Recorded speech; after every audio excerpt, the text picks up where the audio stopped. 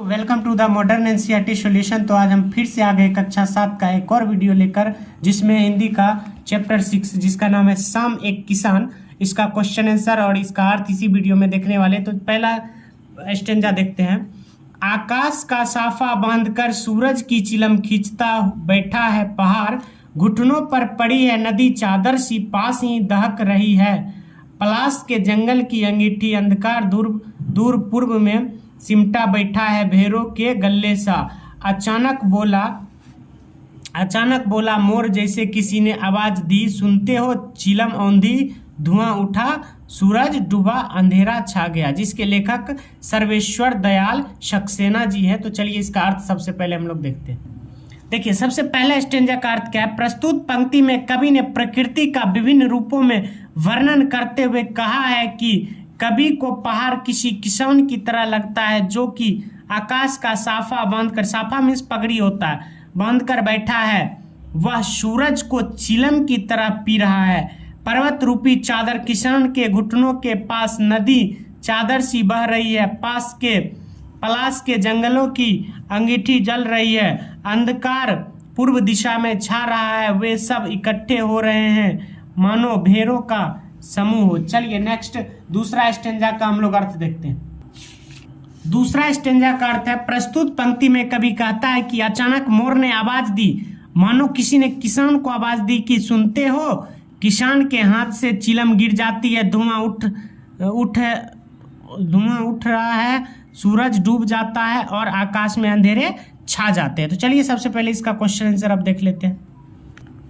देखिए, कविता से प्रश्न अभ्यास पे चलते हैं। पहला क्वेश्चन है, इस कविता में शाम के दृश्य को किसान के रूप में दिखाया गया है। यह एक रूपक है। इसे बनाने के लिए 5 एक रूपताओं की जोड़ी बनाई गई है। उन्हें उपमा कहते हैं।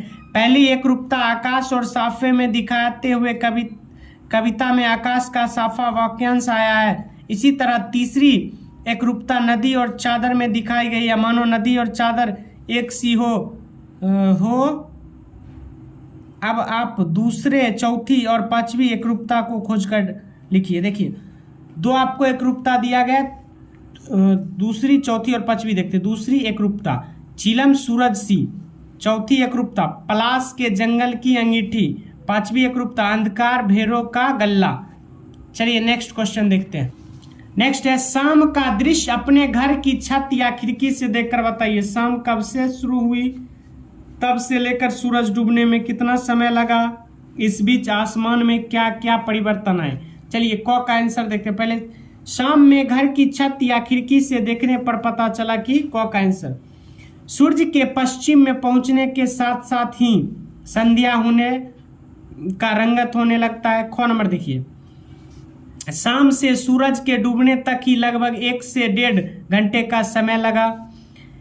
ग नंबर देखते, इस बीच आसमान में लालिमा छा गई, नारंगी तथा बैंगनी रंग के बादलों से आकाश व दिशाएं ढक गई।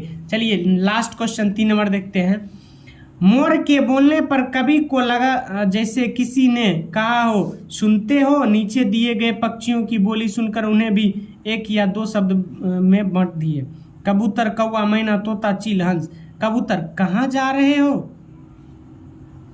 कौवा, सुनो रात ना होने दो। उसके बाद मैना, तुम मनमोहक। तोता, तुम्हारा समय निराला है। चील, थोड़ी देर तो रुको। हंस, तुम्हारा कोई मुकाबला नहीं है। तो ये चैप्टर आपका जो है यहीं पे समाप्त होता है। और ऐसे ही एनसीईआरटी सॉल्यूशन के लिए कक्षा 7 और 8 के ऑल सब्जेक्ट के लिए आप इस चैनल से जुड़ सकते हैं। तब तक के लिए धन्यवाद।